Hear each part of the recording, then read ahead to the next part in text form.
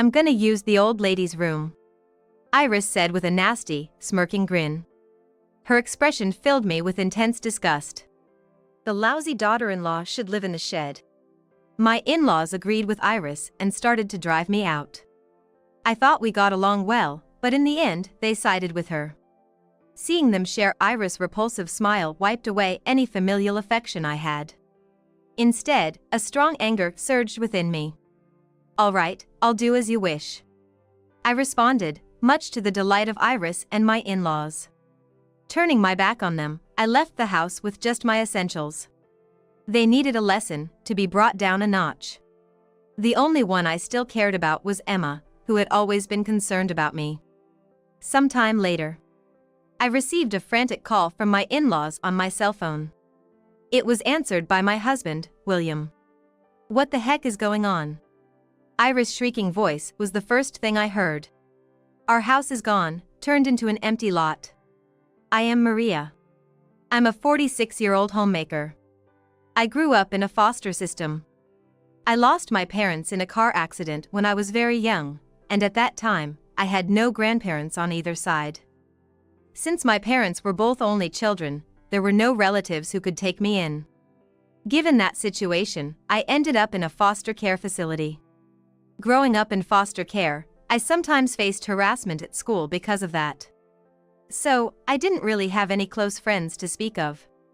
"Maria, let's play together." "Yeah, sure." Despite that, I had friends in the foster system. The older ones taught me a lot, and the younger ones adored me. Just having them was enough to make me happy. After graduating high school, I got a job without being adopted. My school experiences made me shy away from social interactions, so I immersed myself in work.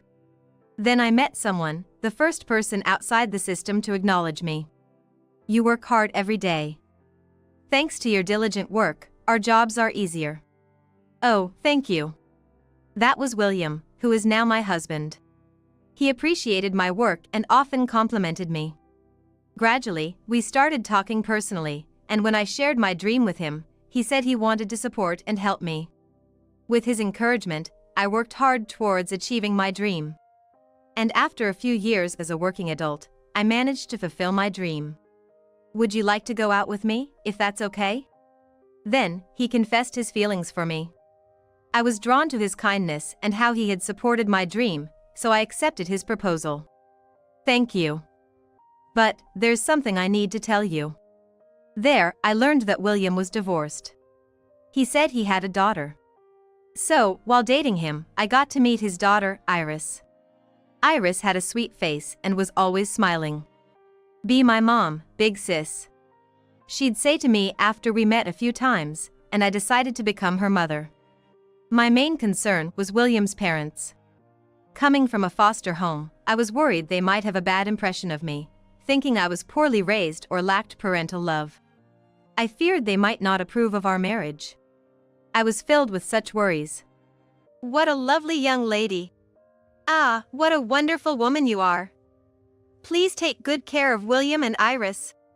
Despite my worries, William's parents welcomed me warmly. I was sure we could build a beautiful family together. I truly believed that until we got married. Not long after our wedding, I got pregnant with our son, Oliver. I thought we'd have a happy life forever. We would be able to overcome any challenge. That was until I saw their true colors. "Hey, Auntie, give me some money." "Iris, I already gave you your allowance last week. That's not nearly enough." The sweet, young Iris I knew had grown into a completely different person. She hardly went to high school, skipping classes to hang out somewhere every day. And she always seemed to be asking for money. "What do you need it for?" "Explain that first, then I'll decide whether to give you more." And the school called. "You need to attend regularly." "Shut up. You're not my real mom, so stop butting in." At her words, I was momentarily silenced. Indeed, I am not Iris' biological mother. But still, I had always tried to be a mother to her. "Iris, that's no way to speak to Maria. She's been a real mother to you, blood or not." William scolded her, standing up for me. Whatever. I'm out of here. Iris. Probably heading to my dad's place. I'll call my parents, just leave her be. Iris, scolded by her father, left the house in a huff. We knew where she was going. It was her grandparents' house, just a short walk away. Mom, Iris is probably coming over. Please don't coddle her and send her back. William called his parents before she got there. But they, doting and indulgent, never listened to him.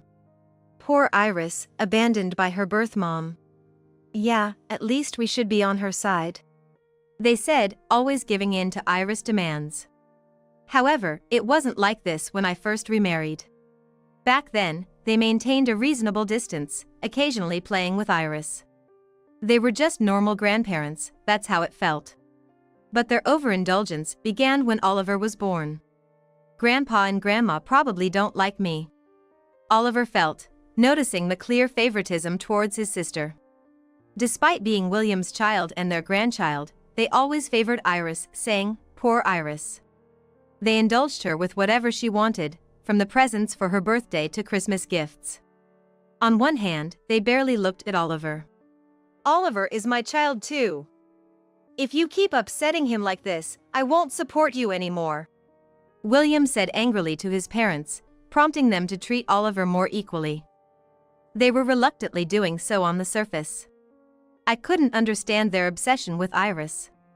It was probably because of Iris' biological mother, William's ex-wife. His first wife was such a beautiful girl. We've known her since she was little. Oh, we're not saying Maria is bad. You're different, but in a good way, and you're doing great. Oh, no, it's fine. William and his ex-wife were childhood friends and his parents' favorites. I had heard a lot about her, and even William described her as a bitter memory. Back then, William wasn't interested in romance and saw her just as a close friend. However, due to the encouragement of those around them saying, "Why don't you date?" and strong advances from my ex-wife, they started dating. Then, she got pregnant while in college. So, I married her because my parents said I had to take responsibility. But his ex-wife was unfaithful. As for the ex-wife, she had multiple affairs besides William. After getting pregnant and dropping out of college, she disappeared, leaving behind baby Iris. William, with help from others, quickly searched for her and found out she had moved in with a wealthy man she was seeing. It was then that she settled alimony and child support in one payment and they got divorced. I do feel sorry for her, but coddling her isn't helping. I understand how you feel, Maria, and you're truly right. Because of these circumstances, I also felt sympathy for Iris. Then I was determined to be a real mother to her. But after remarrying, she became hostile, saying, "You're not my real mom." Especially when I was pregnant with Oliver, there was an incident where she said, "You're disgusting," and tried to make me fall down the stairs. When she tried to push me down the stairs, William, who was nearby, saved me. Iris is becoming more like my ex-wife as she grows. Seeing Iris's behavior, William was deeply troubled and often sighed wearily. "You're not at fault. You're a good father to both Iris and Oliver." I would console him, wondering what to do. This situation wasn't good for Iris. But moving due to William's job was difficult, and separating her from her grandparents seemed impossible. "What's wrong, you two?" Oliver asked, seeing us worried. We hastily replied, "Nothing," and focused on him. That day, Iris stayed at her grandparents' and didn't come home. Time passed, and on the day Iris graduated high school, she suddenly announced, "I'm moving out today." Iris suddenly said that. Both William and I were shocked. "Why all of a sudden?" "I'm pregnant, so I'm leaving." William's expression turned to anger with Iris' words. Probably he reminded of his ex-wife. His ex-wife also got pregnant as a student and disappeared. "Iris, I told you not to turn out like her, like your mother." "Shut up. What I do is my business." "Fine, if you want to be that way, then leave. I disown you. Don't ever call yourself my daughter again." After William's outburst, Iris coolly replied, "I told you I would do that from the beginning," and left. She could leave so easily because her grandparents had provided financial support. Didn't I tell you not to spoil Iris? And giving her money after she messed up, what were you thinking? Calm down, William. William stormed over to his parents' place, angry about their actions. After I calmed things down, Oliver looked intently at his grandparents. Iris turned out this way because Grandpa and Grandma spoiled her. If both you really cared about her, you should have stopped. Oliver didn't have a good relationship with Iris. He admired her as a sister when he was younger, but soon realized her true nature and distanced himself. Iris continued to call him a gloomy idiot, which motivated Oliver to focus on his studies. Despite being a grade schooler, he had very mature thoughts. I'm glad my grandparents disliked me. It made me a better person. His grandparents were shocked by his words. They probably never imagined that Oliver was aware of their dislike towards him, let alone that he would say he's glad to be disliked. We're sorry. We were wrong. They apologized sincerely. They regretted spoiling Iris too much, thinking they were helping a poor child. You're too late in realizing. There. I tried to calm him while patting Oliver's head. But Oliver, asserting his maturity, said, "Stop it, I'm not a kid anymore." I thought Oliver might have taken after William. He was straightforward and stern with his grandparents, just like William. The frustration with Iris seemed to vanish, seeing Oliver's growth. The grandparents later changed their manner profoundly to us, maintaining a reasonable distance while occasionally sending gifts. This could mend our relationship in time. Maria, you're kind. William smiled, slightly embarrassed.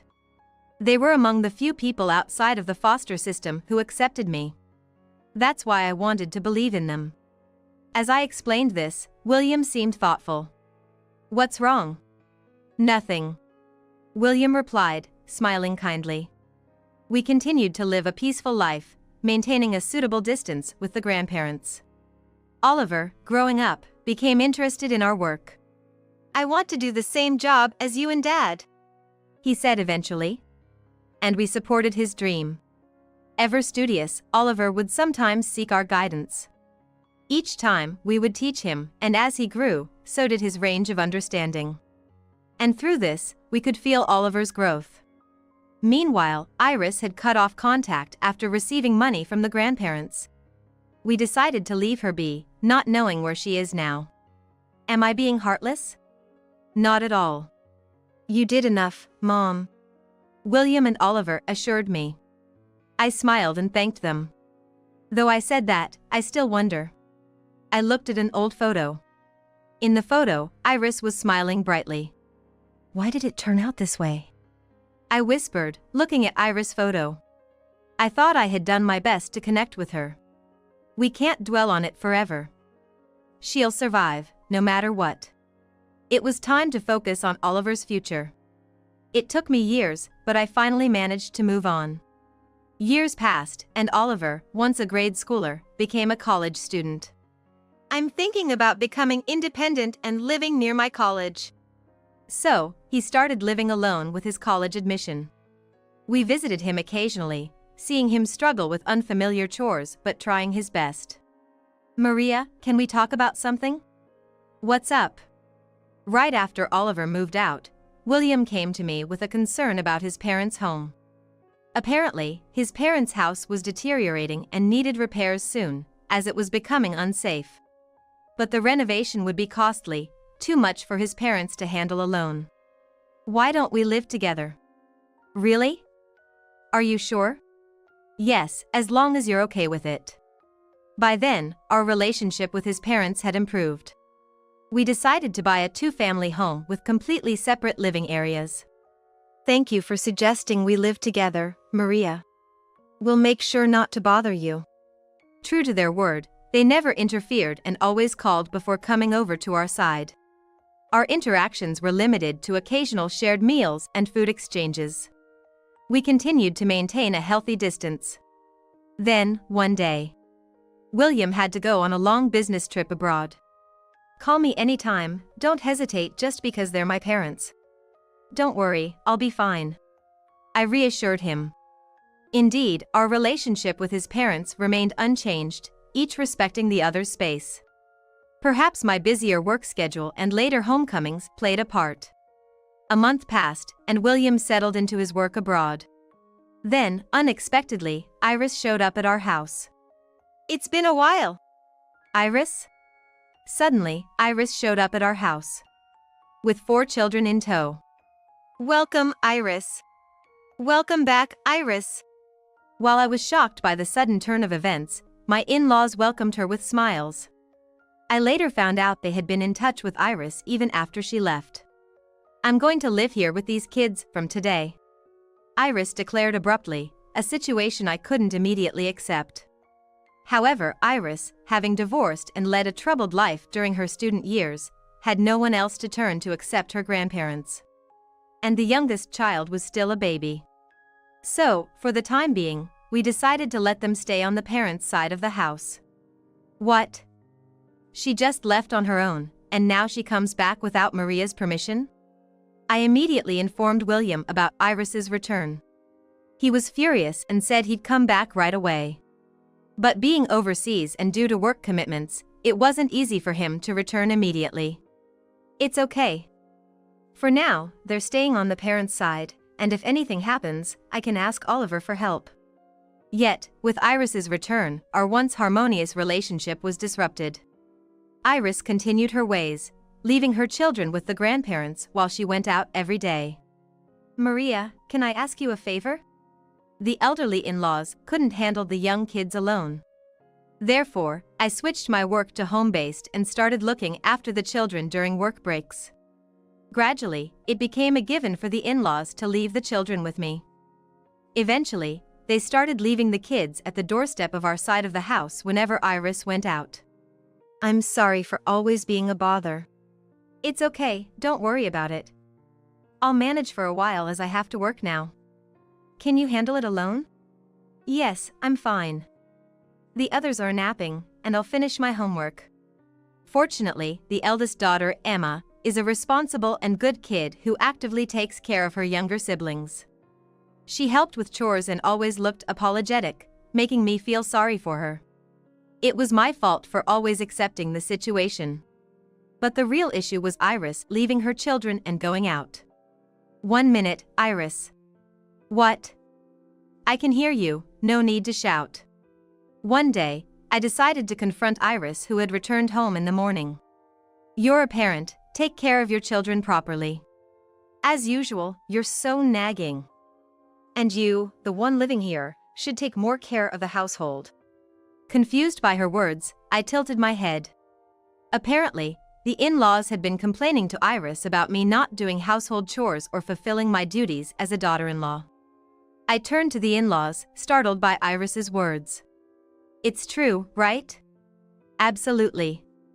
What kind of daughter-in-law stays in her room doing who knows what? I was dumbfounded, having never heard such complaints from them before. In response to that, Iris suddenly had a thought and said, "Oh, that reminds me. If you can't fulfill your role, you should leave." What? If you leave, I can use your room, and with you gone, it'll be quieter for me to stay at home. So, get out. What was she talking about? I almost yelled in response, but then I noticed Emma watching us. I didn't want to show her a scene of arguing with Iris. Despite my feelings, Iris smiled triumphantly. I'll use your room. Iris, with a sly grin, seemed to relish the moment. Her expression filled me with strong disgust. Live in the storage room, you terrible wife. So said Iris, as my in-laws joined in to kick me out. I thought we had a good relationship, but in the end, they were on her side. Seeing the in-laws with the same unpleasant smile as Iris, any familial affection I had vanished. In its place, a strong anger surged within me. Fine. I'll do as you wish. Iris and my in-laws were delighted with my response. Turning my back on them, I left the house with just the essentials. They need to be taught a lesson, even if it means taking them down to rock bottom. The only thing that bothered me was Emma, who cared about me until the end. Oliver, sorry to bother you so early, but can I come over to your apartment? I contacted Oliver and William, caught a taxi, and left our two-family house. Welcome, Mom. Take your time and relax. Sorry for the sudden visit. Then, I visited the apartment where Oliver was living alone. Knowing the situation, he warmly welcomed me. What about Dad? He's coming back home right away. A few hours later, William also returned, joining us. That Iris. And those two, I won't forgive them. Calm down. I'm not going to let this go either. And so, we started planning our strategy. First, the kids. If things stay this way, Emma and the others will be unhappy. We decided to completely separate Emma and the others from Iris. Got it? You don't know anything. Yeah, I understand. Then, William pretended to be clueless and contacted the in-laws. Oliver and I listened in on speakerphone. Initially wary, the in-laws soon returned to their usual selves when they thought William knew nothing. Since you're getting along well with Maria, why don't you all go on a spa trip together? I'll send you 3 tickets, so have a good time. And with that, William offered them a spa trip. As we expected, the in-laws left the house, happily taking Iris instead of me. Meanwhile, I returned home with William and Oliver. Aunt Maria? You're back. Sorry for worrying you. It's all okay now. At home, Emma was there, crying anxiously with her younger siblings. I immediately took steps to protect the children and began gathering their belongings. Emma, do you know your dad's contact details? Yeah, I remember. Can you call him? Yes, I can. Luckily, Emma remembered her father's contact number. So, I was able to contact him. Apparently, he comes from a wealthy family and chose to divorce Iris after learning of her infidelity. Guess a love for money runs in the family.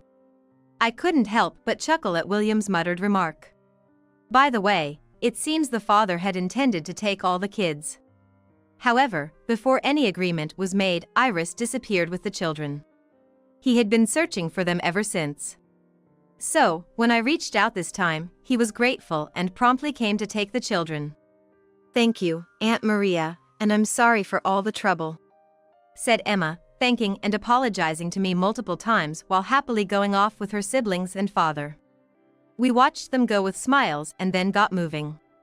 Now there were no regrets left. Hello. Actually, there's something I need to ask. I contacted a real estate agent, while William handled various arrangements, and Oliver moved out the belongings. As a result of our coordination, the house was completely emptied. After completing various procedures, we decided to move. It'll be interesting to see their faces. As I said this with a laugh, William and Oliver also chuckled, definitely. Sometime later, a barrage of calls came to my phone from my in-laws. William, my husband, answered it. What's going on? Iris's shrill voice was the first thing we heard. William looked fed up, his face showing clear annoyance, as he was subjected to a one-sided, shrill ranting.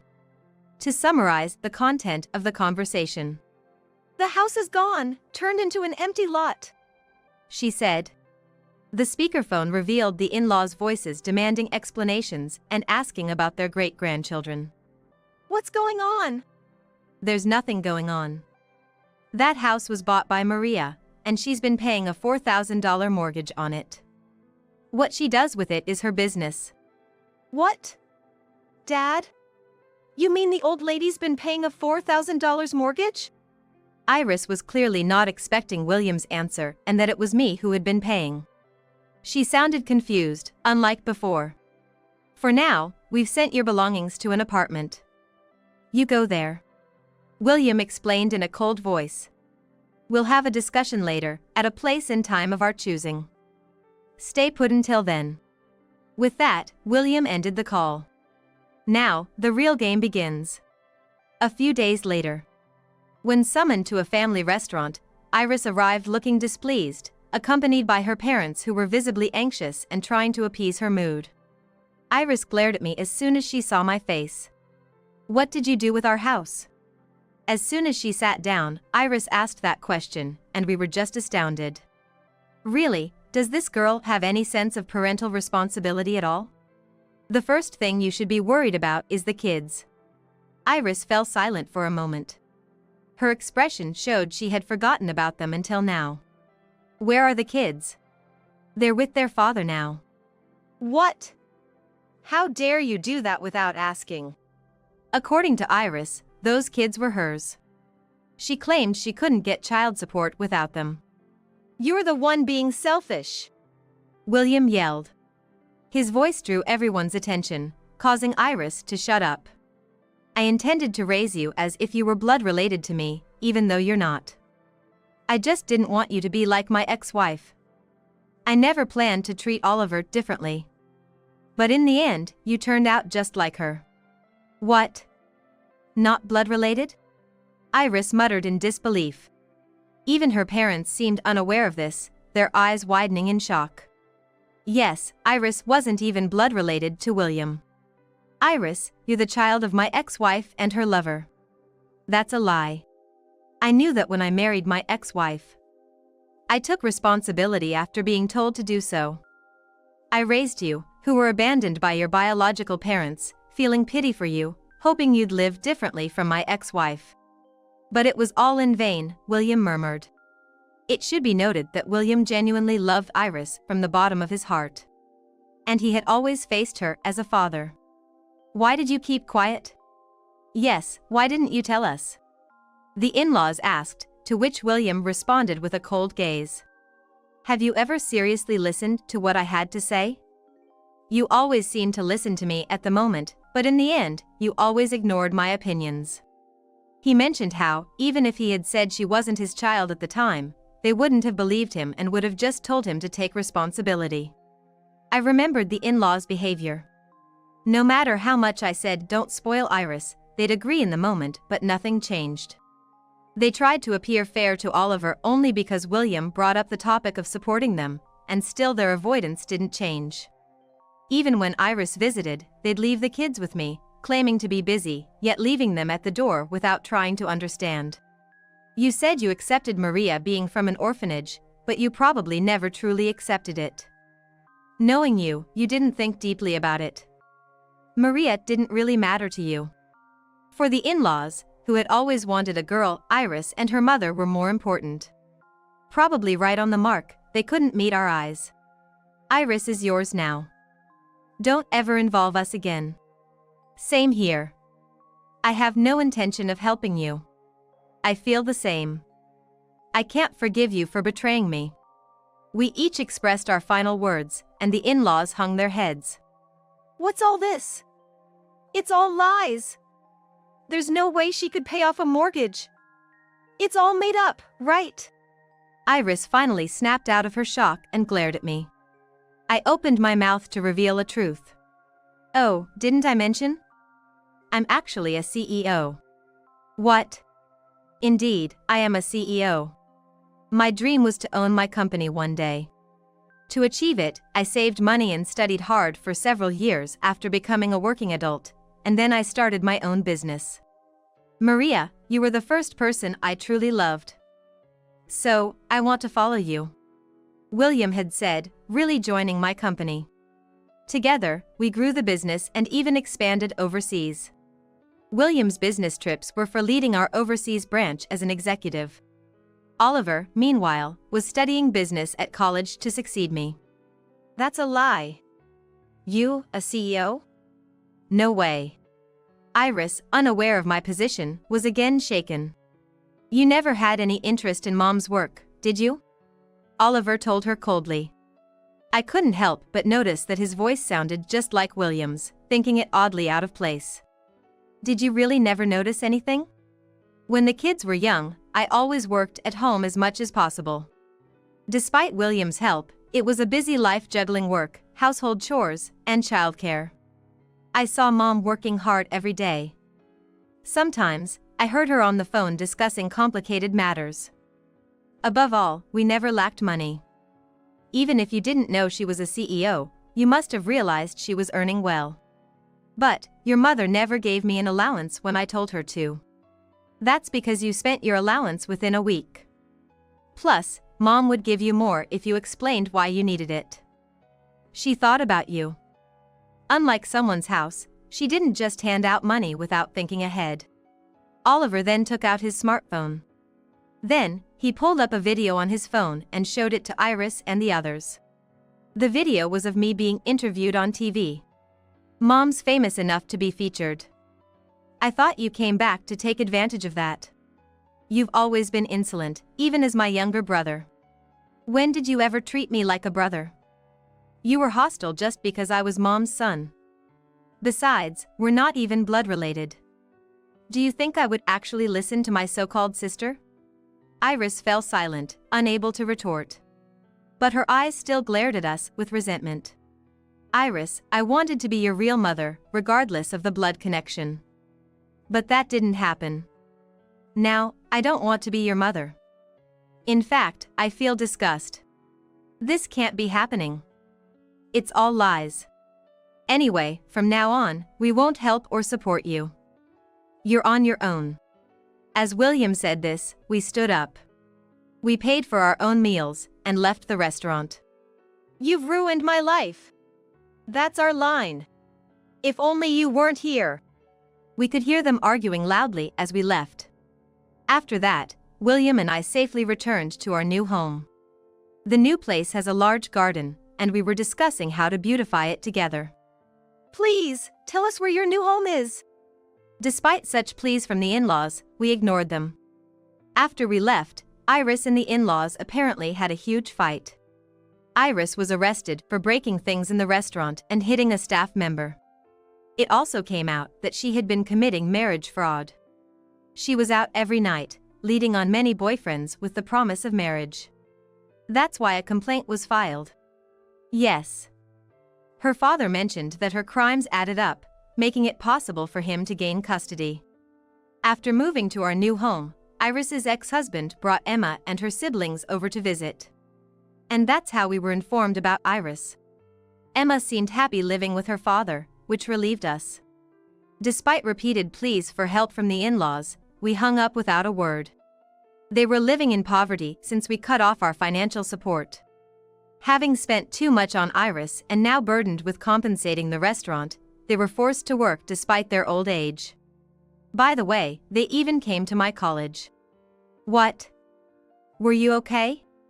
Yeah, I realized it quickly and called the police before they could approach me.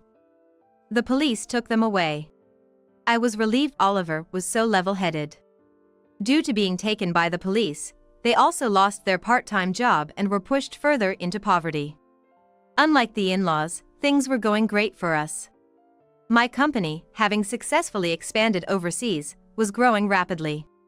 William and I were leading busy yet fulfilling lives. Oh, by the way, I've got a girlfriend. Can I bring her over to meet you? Oliver said.